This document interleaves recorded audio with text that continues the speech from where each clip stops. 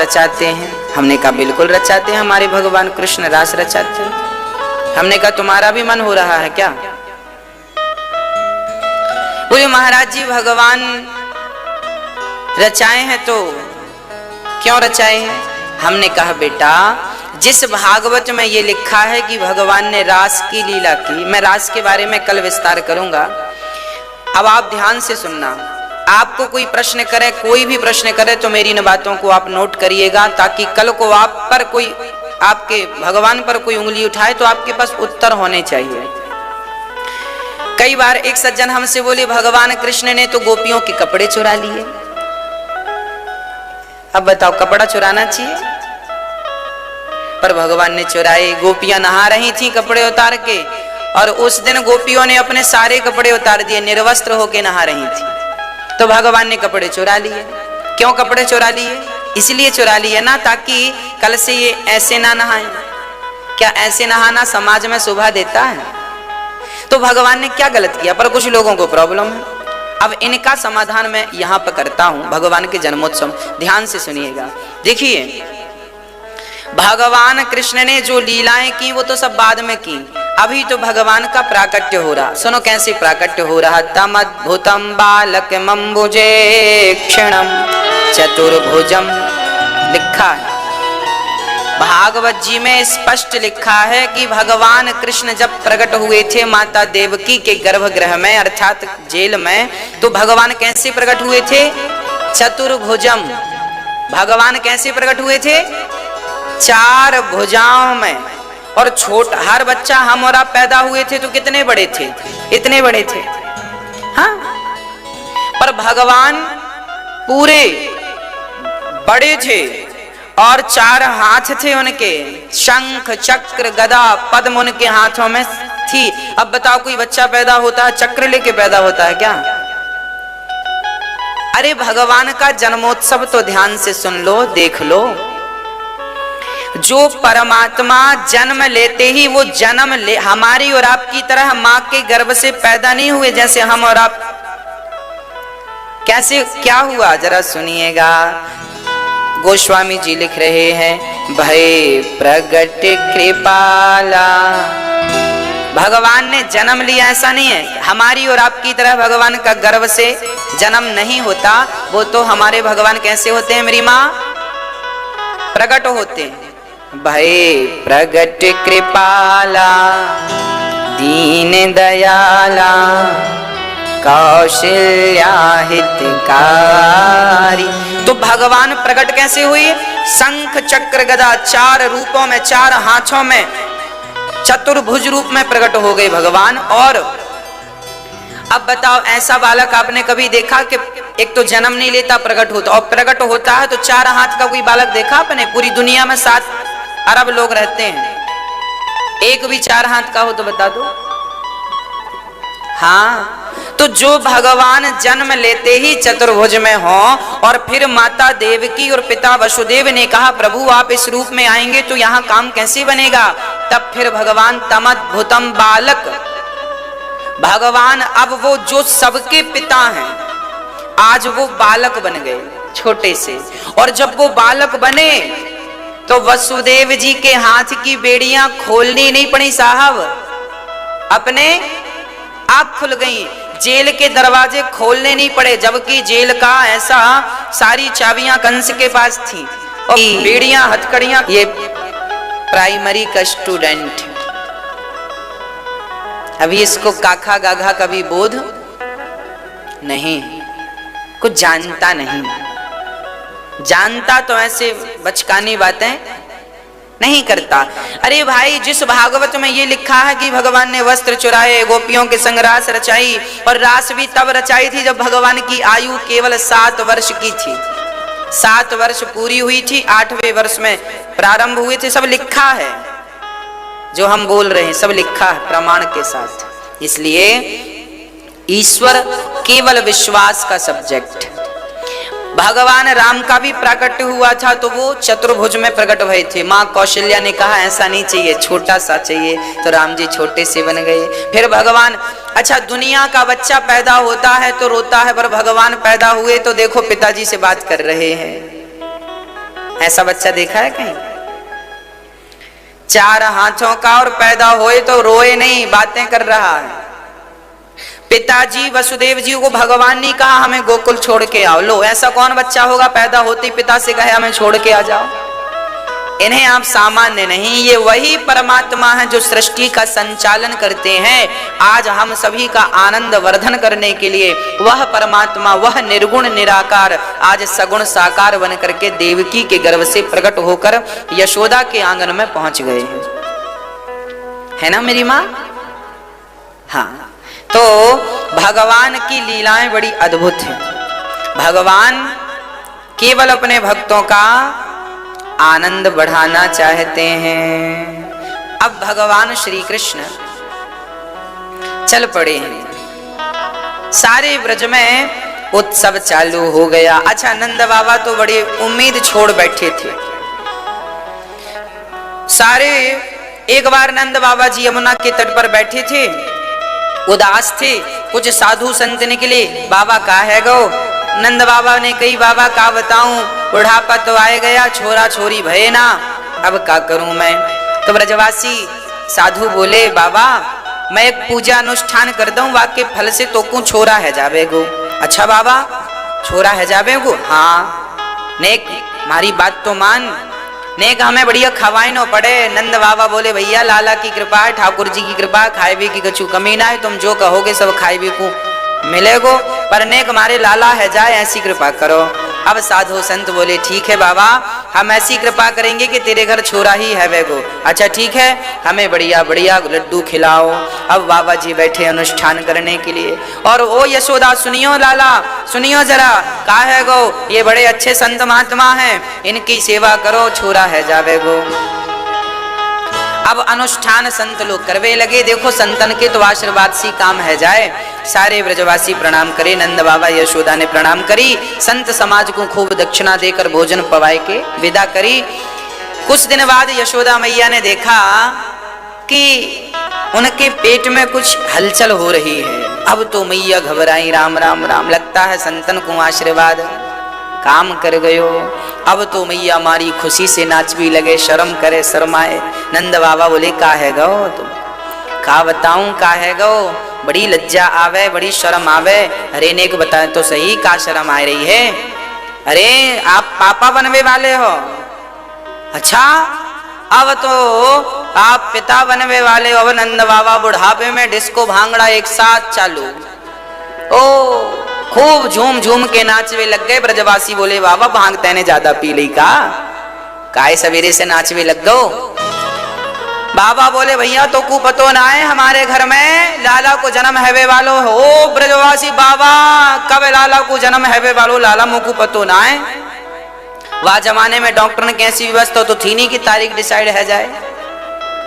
अब तो नंद बाबा खूब नाचे, भैया बाबा लाला है जाएगो। अब तो लाला, अब तो रानी के 10,000 दासियां और लगाए दें, या कि खूब सेवा करो, खूब खवाओ पिवाओ, ताकि जच्चा बच्चा दोनों हृष्ट पुष्ट रहें। अब तो नंद बाबा चारों तरफ फील्डिंग जमाए दी कि भाई खूब खवाओ पिवाओ यशोदा को, और खूब आनंद से। अब नंद बाबा लाला अभी गर्भ में आए और तभी से गैयन को दान कर वो शुरू कर दियो। लो भैया गैया ले जाओ, सब आशीर्वाद दो, हमारे लाला अच्छे से है जाए, हमारी यशोदा भी ठीक रहे।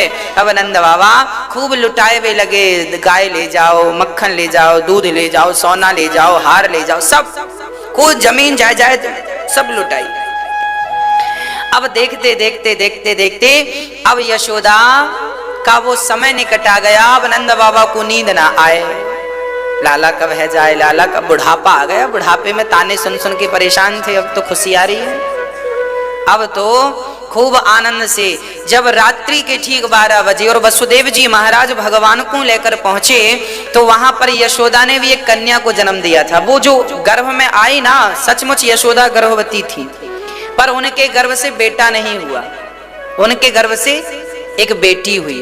पर भगवत कृपा से क्या हुई, देवकी के यहाँ बेटा हुआ और यशोदा के यहाँ बेटी हुई। पर वसुदेव जी ने भगवत प्रेरणा से बेटे को रख दिया यशोदा के पास और यशोदा की बेटी को उठा लिया, अदला बदली हो गई।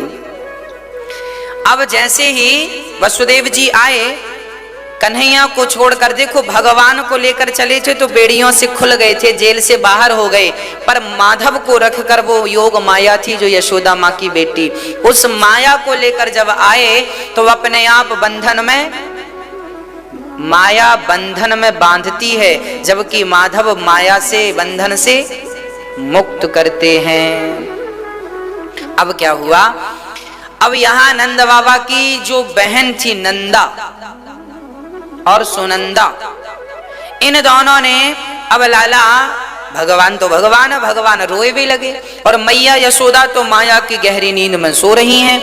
अब तो नंदा सुनंदा ने देखा, है गयो। अब चारों तरफ रात की हल्ला, है गयो। अब बस नंदा सुनंदा यही कहें, है गयो। अब का है गयो बतावे को तैयार ना है, बस है गयो। अब नंद बाबा के कान में आवाज गई, पर गांव के पहले जाग गए, भैया का है गयो, अरे का बताऊं है गयो, अरे का है गयो ने बताइयो तो सही। अब सारे ब्रजवासी दौड़े गए और बोले बाबा है गयो।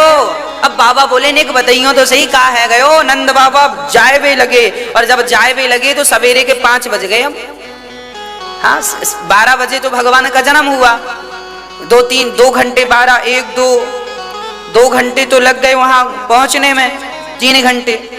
अब सवेरा ही सूर्य उदय होने वाले थे और बाबा को पता चला कि है गयो। बाबा दौड़ भी लगे, का है गयो। तो ब्रजवासियन ने कही बाबा सवेरे सवेरे ऐसे ना जा, पहले यमुना में स्नान तो कर ले। अब ब्रजवासी लगवा रहे हैं डुबकी, 1 2 अपने पिता की तो गुरु की तो उनकी तो सबकी डुबकी लगवाओ, और डुबकी लगवा के बढ़िया कपड़ा पहनाए के और बढ़िया पगड़ी लगाए के सारे ब्रजवासी खड़े है गए। बाबा पहले बधाई देनी पड़े। अरे ब्रजवासी वो, अरे बाबा बोले भैया मैं सब बधाई दूंगा, पहले पता तो चले का है गयो। बस आवाज चारों तरफ से आ रही है गयो। कुछ बतावे को तैयार नहीं कि का है गयो। बड़ी उत्सुकता है रे, का है गयो। अब ब्रजवासियों को सारा समझाए के नंद बाबा आगे गए, और तब तक यशोदा मुस्कुराती लाला को निहार रही हैं। अब ब्रजवासियन के बीच से नंद बाबा निकल के आए, यशोदा का है गयो। अब यशोदा मुस्कुराती हुई सकुचाती हुई बोली, आप खुद देख लो का है गयो। अब नंद बाबा ने जो श्याम सुंदर पर नजर डाली, वाह कन्हैया टुकुर टुकुर बाबा को देख रहे हैं और अनेक मुस्कुरा रहे हैं। अब तो बाबा बेहोश से हो गए, भगवान मैंने लाख छोरा देखे पर इतनो सुंदर छोरा मैंने ना देखे। ब्रजवासी संभाले, बाबा का है गयो। अब तो ब्रजवासियन को नंद बाबा बोले, अब तुम ही बताओ कि का है गयो। हाँ अब तुम सब ही बताओ कि का है गयो। तो सारे ब्रजवासी गावे लग गए, का गावे लग गए, सारे ब्रजवासी कहवे लग गए, नंद के आनंद भयो जय कन्हैया लाल की। नंद के आनंद भयो जय कन्हैया लाल की। नंद के आनंद भयो जय कन्हैया लाल की। नंद के आनंद भयो जय कन्हैया लाल की। जय कन्हैया लाल की, जय कन्हैया लाल की, जय कन्हैया लाल की, जय कन्हैया लाल की। बधाई भर भर के आए में लगी, बधाई हो। अब सारे लोग बधाई दे रहे हैं।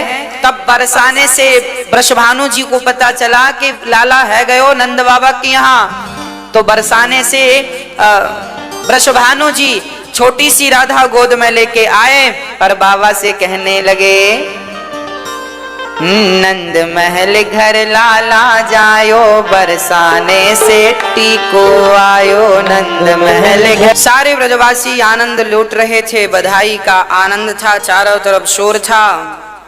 भगवान बड़े सुंदर थे। अभी भगवान का जन्मोत्सव चल ही रहा था कि भगवान श्री कृष्ण अभी 6 दिन के हुए ही थे कि पूतना मौसी का आगमन हो गया। पूतना लोक वालघिनी राक्षसी रुधिरासना जिघांसयापहरये स्तनं दत्वापसद्गतिम्।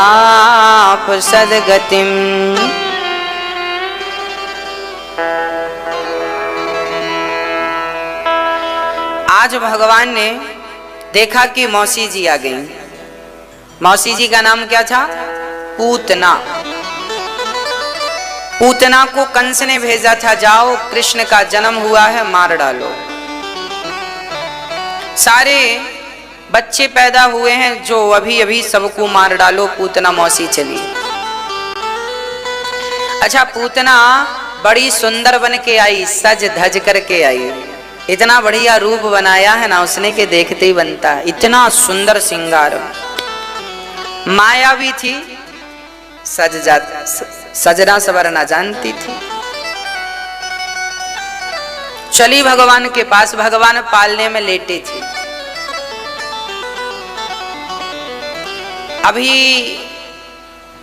बरसाने से आए थे वृषभानु जी, तो जिस पालने पर श्याम सुंदर लेटे थे उसी पालने पर राधा जी लेटा दी। उसी पालने में लेट गई राधा। उस समय राधा जी की आयु 1 वर्ष की थी और राधा जी ने जन्म लिया, तब से आंख नहीं खोली।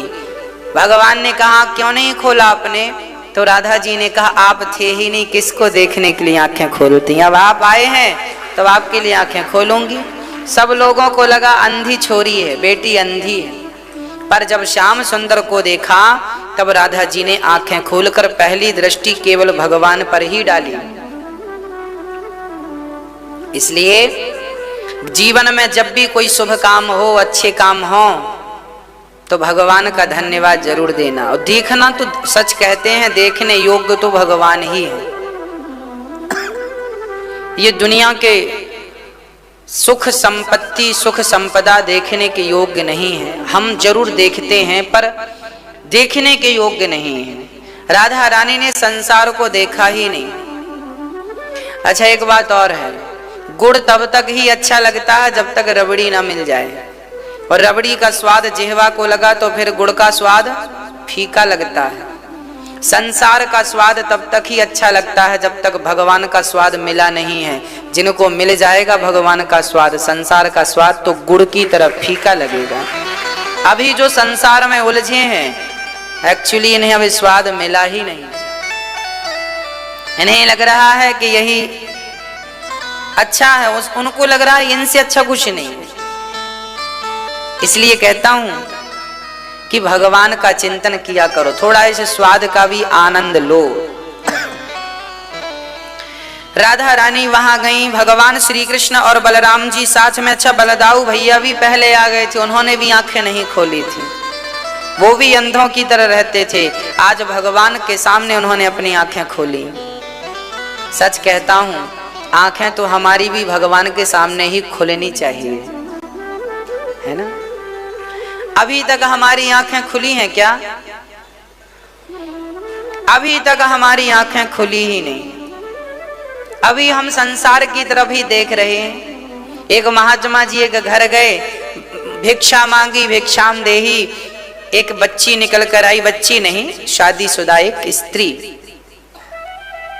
निकल कर आई, एक देवी निकल कर आई। महात्मा जी से कहा, महात्मा जी ये लो, आज घर में खीर बनी है सो खीर खा लो। वो तो घर में आज हम थे तो खीर मिल गई, हम नहीं होते तो आपको कुछ नहीं मिलता। तो महात्मा जी ने पूछ लिया, बेटी तेरे घर में कौन कौन है? तो उसने कहा, हमारे घर में हमारी सास है, अभी 1 महीने की है। हमारा पति 1 साल का है। और ससुर? बोले ससुर का तो अभी जन्म भी नहीं हुआ। महात्मा जी घबराए, राम राम, में चुड़ैल के घर तो नहीं आ गया? उल्टी बातें कर रही है। सास 1 महीने की है, पति 1 साल का और ससुर पैदा ही नहीं हुआ। अरे महात्मा जी बोले, भगवान सही सही बता बहन, बेटी क्या कह रही है, डराएगी क्या? तब वो बच्ची बोली, महात्मा जी मेरी सास जो है ना, रोज सुबह 8 बजे उठती है सो के, ना पूजा करती है, ना सत्संग करती है, ना कीर्तन करती है, ना भजन करती है। अभी मेरे कहने से 1 महीने पहले से उसने कीर्तन शुरू किया है। तो जिस दिन से उसने भगवान की शरणागति ग्रहण की है, मैं तो उसी दिन से उसका जन्म मानती हूँ। आपका जन्म तभी हुआ मानो जिस दिन से मन भगवान में लगा है, उसी दिन से आपका जन्म हुआ। उसके पहले का जीवन तो यूं ही था। क्या जीवन था भाई? बच्चों का जीवन क्या है? छोटे छोटे बच्चों का जीवन कोई जीवन है?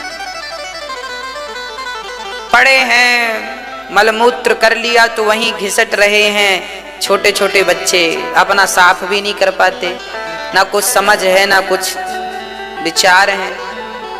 अभी बच्चे हैं ये। अभी जन्म तब मानो जब व्यक्ति अपने आप को समझने लग जाए, सामने वाले को समझने लग जाए। ये तो सामान्य जन्म है, पर जिस दिन से मन भगवान में लगने लग जाए, उसी दिन आपका हैप्पी बर्थडे टू यू है, वही है। हाँ, तो हमारी सास अभी 1 महीने से कीर्तन करवे लगी, तो उसका जन्म 1 महीने का हुआ, 1 महीने की है। और पति हमारा हम कहने से 1 साल से लगे हैं, तो 1 साल के। और ससुर तो अभी भी जुआ खेलते हैं, अभी भी इनका ध्यान भजन पूजन में नहीं है। मतलब इनका जन्म भी अभी, लो जन्म नहीं हुआ, मर जाएंगे। अच्छा, आप लोगों की उम्र क्या हो रही होगी इस समय? इस हिसाब से, इस गणित से क्या जन्म उम्र हो रही होगी? कितने साल के हो गए होंगे आप लोग? जब से भगवान में मन लगा है आपका, जब से भगवत प्रेम हृदय में जागा है, तब से ही उम्र की काउंटिंग कीजिएगा। कितना, मैं आपकी क्या एज होगी इस समय? 4 साल है। हेलो, अब आप देख लो कि आपकी क्या एज है। आप अकेले में बैठ के बात करना अपने से। जानिए तवहीं जीव जब जागा,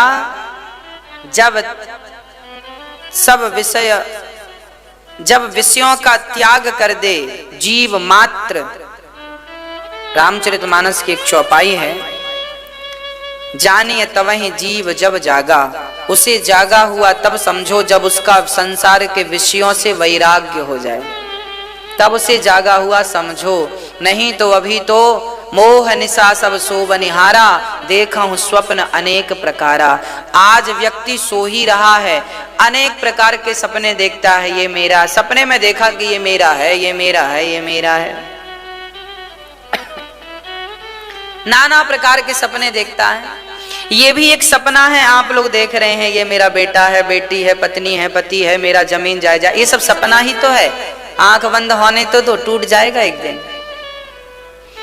जागा हुआ तब समझिएगा जब भगवान के चरणों में आपका प्रेम हो जाए, जब आंखों से भगवान के लिए झरझर आंसू गिरने लग जाएं, जब आपका दिल भगवान के लिए धड़कने लग जाए, जब आपकी हर श्वास भगवान के लिए हो, जब आपका मन भगवान की तरफ खिंचने लगे, बस समझ लेना कि वो आपका जन्मोत्सव है, जन्मोत्सव है। वही आपका जीवन है, वही इस मानव तन की सार्थकता, नहीं तो बेकार है।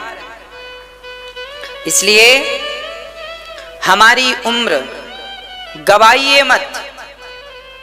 मैं तो आप लोगों का फायदा चाहता हूं। वो लोग बड़े नुकसान में चल रहे हैं जिनका मन अभी भी भगवान में नहीं लगा। आपका तो फिर भी इतना लगा है कि आप वृंदावन तक आ गए, आपका मन तो फिर भी इतना लगा है कि आप कथाओं से प्रेम करने लग गए। अच्छी बात है ये। आज के नौजवान बच्चों को, बेटा बेटियों को भी हाथ जोड़ के कहो, बेटा कथा सुनो, थोड़ा सा ज्ञान लो। तो भगवान श्री कृष्ण जो कि पूर्ण ब्रह्म परमात्मा, पूर्णमिदः पूर्णमिदं पूर्णात् पूर्णमुदच्यते पूर्णस्य पूर्णमादाय पूर्णमेवावशिष्यते, वह परमात्मा जो सब कुछ करने की सामर्थ्यता रखते हैं, आज उनका जन्म हुआ। और उन्हें मारने के लिए कौन आया? कंस के कहने से, पूतना पूतना लोक बालघ्नि राक्षसी रुधिरासना जिघांसयापहरये स्तनं दत्वापसद्गतिम्। पूतना लोकवालघ्नी, बच्चों को मारती थी पूतना, मार मार के खाती थी पूतना। ऐसी पूतना आज रंग रूप बदल करके, सुंदर बन करके, बन ठन करके आज भगवान को मारने चल पड़ी। आज पूतना के भी भाग्य जाग गए। अरे किसी भी भाव से, गाली देने के भाव से ही सही, कोई बिहारी जी का दर्शन कर ले तो उसका कल्याण तो हो ही जाएगा। रावण ने भगवान को मारने के लिए भजा था। रावण ने भगवान का सामना किस लिए किया था कि मैं इन्हें मार दूंगा। वो खुद मर गया, विषय अलग है, पर भगवान के सामने चले बस जाओ किसी भी भाव से, भाव कुभाव अनख आलसहु नाम जपत मंगल दिशि, कैसे भी भाव से भगवान के पास चले जाओगे तो हम सबका कल्याण। इसलिए आप भी समय निकाल कर भगवान की शरणागति ग्रहण किया करो, जाया करो भगवान के सामने। आधा घंटा, 10 मिनट, 5 मिनट भगवान के लिए समय निकाला करिए। शांति से नेत्र बंद करके भगवान का ध्यान किया करिए। हाँ, विवाह हो तो गृहस्थी की शुरुआत भगवान के दर्शन से होनी चाहिए। बच्चा उत्पन्न हो तो बच्चे का पहले भगवान के चरणों में समर्पण करो। हे प्रभु, ये आपका, डाल दो उनके चरणों में, प्रभु आपका है। और भगवान का नित्य दर्शन करते रहो, उनके चरणों का, भगवान के चरणों का ही चिंतन करो, इसी से कल्याण है। भगवान के चरणों में चक्र का वास है। सुदर्शन चक्र कहाँ है भगवान के? सुदर्शन चक्र का वास कहाँ है? भगवान के चरणों में। जब चरणों का दर्शन करो तो भगवान के दाहिने पांव के अंगूठे पर चक्र का दर्शन कीजिएगा। उस चक्र का स्मरण करेंगे तो उस चक्र से जैसे बड़े बड़े दैत्य दानव मारे गए, उस चक्र से आपकी विषय और वासनाएं भी मारी जाएंगी। आपके अंदर जो विषय वासना है और जिन्हें आप मारना चाहते हैं, तो भगवान के चरणों के दाहिने अंगूठे के अंदर चक्र का ध्यान कीजिए, भाव बनाइए कि चक्र है। और वो चक्र जब ध्यान करेंगे तो आपके हृदय की बुराइयों को भी वो चक्र समाप्त करेगा। भगवान के पांव में शंख का वास है। भगवान के चरणों में किसका वास है? शंख का। जब भगवान के चरणों का ध्यान करेंगे तो शंख का, देखिए ये चक्र है, ये शंख है। हम ना रोज आपको शंख चक्र का दर्शन इसलिए कराते हैं ताकि इस शंख का दर्शन करते ही क्या होगा? प्रहलाद जी बिल्कुल अज्ञानी थे, ध्रुव जी बिल्कुल अज्ञानी थे। ध्रुव जी को भगवान ने उनके गालों पर शंख का क्या किया था? स्पर्श करा दिया था।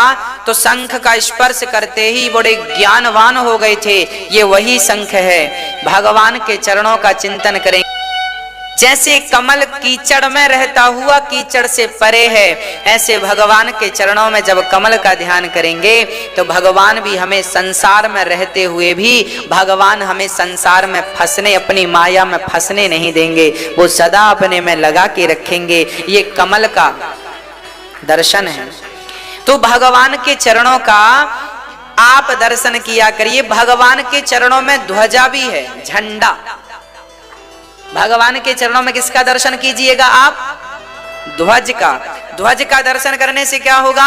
जैसे ध्वजा हमेशा लहराता रहता है, जो भगवान के चरणों का चिंतन करता है उसका परचम सदा दुनिया में लहराता रहता है। इसलिए भगवान के चरणों का ध्यान करना चाहिए। सदा हमें भगवान के चरणों का क्या करना चाहिए? ध्यान करना। इसलिए चावल, चंदन, तुलसी भी भगवान के, आप लोग ना भगवान के माथे पे तिलक लगाती हो या लगाते हो, ये सही नहीं है। अरे भगवान के चरणों में ही सब कुछ है। और जो चिन्ह भगवान श्री कृष्ण के, राम के, नारायण के दाहिने पांव में है, वही निशान राधा जी के बाएं पांव में है, सीता जी के बाएं पांव में है और लक्ष्मी जी के बाएं पांव में है। क्योंकि वह नारायण ही राम है और वह नारायण ही कृष्ण है। तो जब नारायण का दाहिना पांव में जो निशान है वह लक्ष्मी के बाएं पांव में, और जो लक्ष्मी जी के बाएं में है, दाहिने में है, वो भगवान के बाएं में है। भगवान के चरणों का ध्यान करना चाहिए, इसलिए भगवान के चरणों का ध्यान करना चाहिए। और भगवान रहते भी चरणों में ही है। माता पिता के चरणों को ही प्रणाम क्यों किया जाता है? गुरु के चरणों का ही प्रणाम क्यों किया जाता है? अतिथि के चरणों का प्रणाम ही क्यों किया जाता है? क्योंकि वह जगत का पालनहार चरणों में ही बैठता है। भगवान का वास चरणों में है, इसलिए चरणों को छूने की परंपरा रही है भारतवर्ष में। हाँ, समझ रहे हैं कि नहीं? हम हिंदू लोग ही माथा टिका के, माथा टेक के पांव पड़ते हैं, आपको पता है? दूसरे धर्म के लोग पांव नहीं पड़ते, आपको पता है कि नहीं? दूसरे धर्म के लोग तो अपनी मां के भी पांव नहीं पड़ते। वो कहते हैं हम तो केवल अपने उनके सामने झुकते हैं। अरे भाई, हम तो अपनी मां को ही भगवान मानते हैं, अपने पिता को ही भगवान मानते हैं, अतिथि को भगवान मानते हैं। हम हिंदू लोग कैसे हैं आपको बता दें, हिंदू की व्याख्या कर दूं। हिंदू किसकी पूजा करता है आज मैं आपको स्पष्ट कर दूं। दुनिया में जितने धर्म हैं वो धर्म हमारी गहराइयों को ना कभी समझ पाए ना कभी समझ पाएंगे, क्योंकि उनमें इतनी अक्ल ही नहीं है। क्या समझेंगे? हम हिंदुओं की मैं बात करूं, हम हिंदू लोग ना अपनी माँ की पूजा करने वाले लोग हैं। क्यों? क्योंकि जिसने जन्म दिया है उसकी तो पूजा करनी ही पड़ेगी। करो, पिता की पूजा करते हैं, माता की, पिता की, गुरु की। अतिथि की पूजा हम लोग करते हैं। अतिथि देवो भव, मातृ देवो भव, पितृ देवो भव, आचार्य वेद वाक्य है। और सुनो, हमारे यहाँ पीपल की पूजा होती है। हमारी माताएं पीपल में दिया जलाती हैं कि नहीं? हमारे यहाँ वट वृक्ष की पूजा होती है। आंवला नवमी को आंवला वृक्ष की पूजा होती है। अब सुनना, हम लोग पेड़ पौधों की, तुलसी की तो हर हिंदू के घर में तुलसी मिल जाएगी। मतलब हम किसके पुजारी हो गए? हम प्रकृति के पुजारी हैं। पहली बात, हम किसकी पूजा करते हैं? वृक्षों की। दूसरी बात, हम नदियों की पूजा करते हैं, गंगा की, यमुना की, सरस्वती की, सरयू की, इनको हम माता मानते हैं। और सुनो, हम पहाड़ों की पूजा करते हैं। इस दुनिया में प्रकृति का संरक्षण यदि किसी ने सिखाया है तो हिंदू धर्म ने दुनिया को प्रकृति का संरक्षण करना सिखाया है। कैसे? सुनो, हम लोग गोवर्धन की पूजा करते हैं। गोवर्धन एक पहाड़ है, पहाड़ बचेंगे तो जीवन बचेगा। अब सरकारें भी, अब दुनिया भी कह रही है पहाड़ों को बचाओ, पेड़ों को बचाओ, ओजोन परत कमजोर पड़ रही है बचाओ, ऑक्सीजन कम हो रहा है बचाओ। तुम अब चिल्ला रहे हो और हम लोग तो प्रकृति की पूजा करते आ गए। पूरी दुनिया में हिंदू कम है, केवल भारत में ही सबसे ज्यादा हिंदू पाए जाते हैं। पूरी दुनिया में हिंदू कम है, इसलिए पूरी दुनिया से प्रकृति उजड़ती जा रही है। हाँ, हम देखो गोवर्धन की पूजा करते हैं। गोवर्धन पहाड़ है, पर्वत है। हम लोग कामतानाथ की, कामदगिरी की पूजा करते हैं। कामदगिरी भी क्या है? पर्वत है। ऐसे और तमाम हम लोग किसकी पूजा करने वाले लोग हैं? पर्वतों की, पहाड़ों की। क्यों? ताकि पर्वत बचें, ताकि वृक्ष की पूजा इसलिए करते हैं ताकि वृक्ष बचें। हम लोग नदियों की पूजा इसलिए करते हैं ताकि नदियों में लोग गंदा नाला मिलाने से डरें। पर आजकल लोग कहते हैं हम तो मानते ही नहीं। अब नहीं मानते इसलिए तो गंदगियां हो गई। जब से लोगों ने ये कहना शुरू कर दिया कि हम तो मानते नहीं भगवान को, अब भगवान को मानते होते तो गंगा जी में नाला ना छोड़ते। अब तो मानते ही नहीं साहब, तो फिर नाला जा रहा है। ये अभी ज्यादा नहीं, मेरी माँ 30, 40 साल, 50 साल से ये गंदगी हुई है। ये यमुना जी इतनी पवित्र थी, इतनी पावन थी कि लोग यहाँ नहाते थे, दिन रात यहाँ भीड़ लगी रहती थी और बड़ा पावन जल था। अब गंदा कर दिया लोगों ने। ये कौन लोग हैं जो ये कहते हैं हम भगवान को नहीं मानते? हम तो मानते थे भैया, इसलिए हम लोग नहीं मिलाते नाला। हम लोग तो घर बनवाते हैं तो वाटर हार्वेस्टिंग पहले करवाते हैं ताकि गंदा पानी अंदर जावे, बचत का पानी बरसात का अंदर जावे। कोशिश यही रहती है कि भाई जितना हो सके हम बचाएं। अब इसलिए कहते हैं बच्चों को बताओ बेटा, तुम्हारी संस्कृति और तुम्हारे संस्कार ही दुनिया में सबसे श्रेष्ठ थे, पर कुछ ना मानने वाले लोगों ने केवल इस संस्कृति को, संस्कारों को दबाया है, इस संस्कृति संस्कारों को दबाया है। इसलिए आप अपने बच्चों को जरा पढ़ाया करो, बताया करो, मेरी ये बातें उन्हें सिखाओ। दुनिया साइंस जानती है, अरे क्या भारत साइंस नहीं जानता था? यदि भारत साइंस नहीं जानता होता तो सबसे 7 अजूबों में एक अजूबा भारत में है, वो भी सबसे बड़ा वाला ताजमहल, उसे भी भारत के इंजीनियरों ने बनाया है। उससे भी पुराना राम सेतु बिना खंबे का एक पुल बना दिया, उस पार समुद्र पार कर दिया। ये साइंस नहीं है क्या? और सुनो, हमारे भारत में क्या क्या बना है। हमारे भारत में ही सबसे पहले विमान बनाने की पद्धति लॉन्च हुई थी। विमान आविष्कार कहां हुआ विमान का? हमारे ग्रंथों में विमानों का उल्लेख मिलता है। हमारे ग्रंथ इतने प्राचीन हैं कि विमानों को, इन ग्रंथों को लिखने वालों ने विमानों को देखा और देखकर फिर लिखा। यदि देखकर ना लिखा होता तो पुष्पक विमान का उल्लेख यहां मिलता है कि नहीं? रावण के पास कौन सा विमान था कि नहीं? और आज राइट ब्रदर्स कह रहे हैं कि हमने विमान बनाया। 1902 में पहला सफल परीक्षण हुआ विमान का। अरे 1902 में विमान बना है ना, राइट ब्रदर्स ने बनाया है। उसके पहले हमारे यहाँ महाराष्ट्र के एक ऋषि थे, दलपदे जी उनका नाम था, उस पर एक पिक्चर भी बन गई है। उन्होंने, दलपदे जी ने पहला विमान बनाया था 1885 में। 1885 से 90 के बीच में उन्होंने एक सफल विमान बना के उड़ाया था। उन्हीं की ड्राइंग को राइट ब्रदर्स ने चुराया और चुरा करके विमान 1902 में लॉन्च कर दिया। सो खिताब उनके गले चला गया। भारत का आदमी सीधा था, कोई भी आओ लूट लो। आदमी सीधा था भारत का, इसलिए लोग लूटते। यहाँ टेक्नोलॉजी लूट के ले गए। आपको क्या पता है?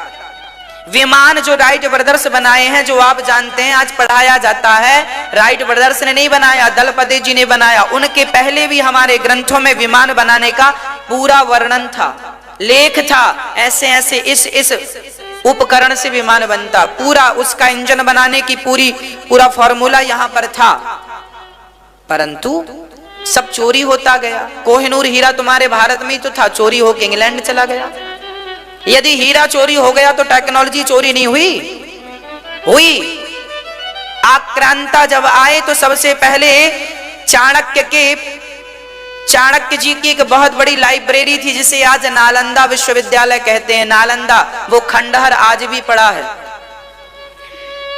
आज भी कभी समय मिले तो चले जाना नालंदा।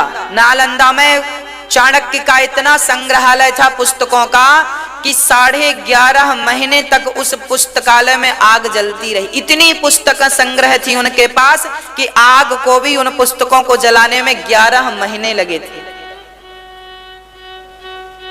और आप कहते हो भारत में क्या था? अरे भारत की टेक्नोलॉजी लेके जर्मनी में कहा? जर्मनी में हमारे ग्रंथ रखे हैं, आप जाके देख लो। वेदों के आधार पर रिसर्च चल रहे हैं। और भारत का लड़का, भारत के लोग कह रहे हैं वेद पुराण झूठे।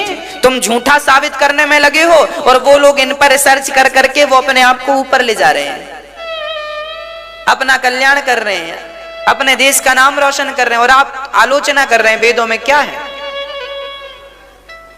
जब दुनिया पढ़ना नहीं जानती थी तब हमारे यहाँ गुरुकुल होते थे। हमारे भारत में क्या दिया भारत ने? आर्यभट्ट ने शून्य दिया। शून्य ना होता तो 9 से आगे कोई ना जाता। आज कंप्यूटर है तो शून्य ही ना होता तो कंप्यूटर कर क्या लेता? कहने का तात्पर्य यह है, आपने भारत को कम आंका है। चूंकि इसलिए कम आका है चूंकि आपके आज की युवा पीढ़ी भारत के बारे में जानती नहीं। उन्हें लगता है अमेरिका अच्छा है, जापान अच्छा है, इटली फलाना अच्छा। अरे भाई, ये सब हमारे देश की टेक्नोलॉजी पर काम कर रहे हैं।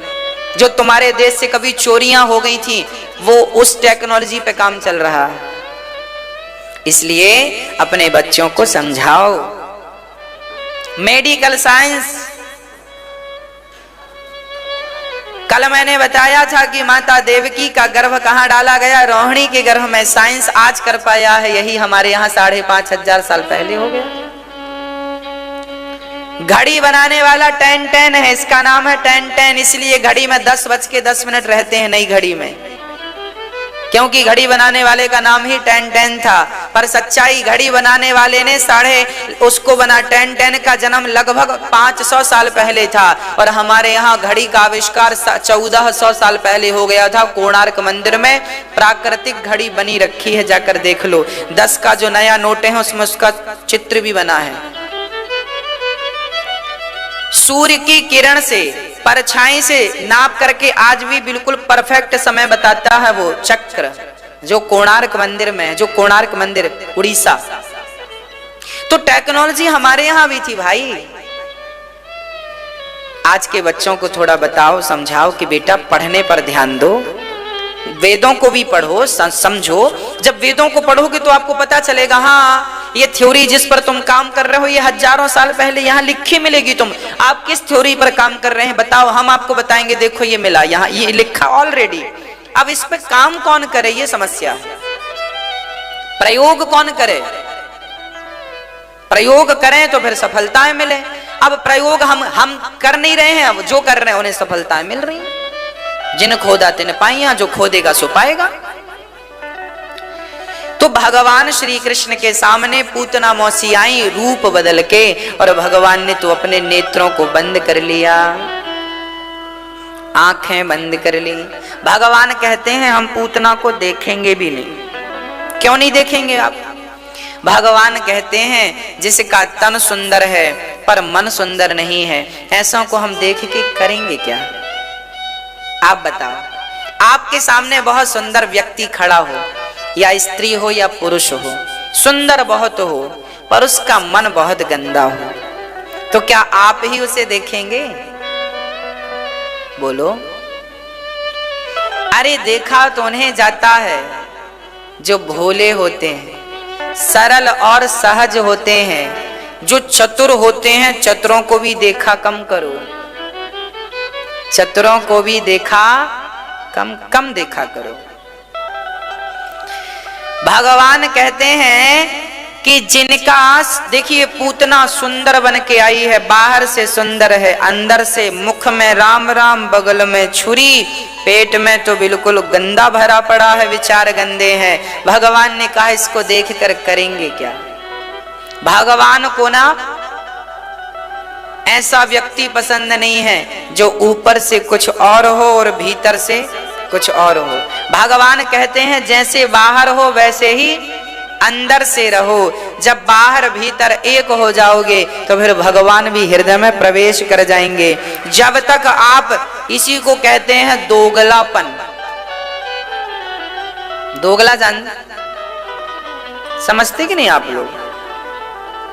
इसी को कहते हैं दोगलापन, अंदर कुछ और, इसी को कपट भी कहते हैं। और भगवान ने स्पष्ट कह दिया है, भगवान ने कह दिया, निर्मल मन जन सो मोहि पाव।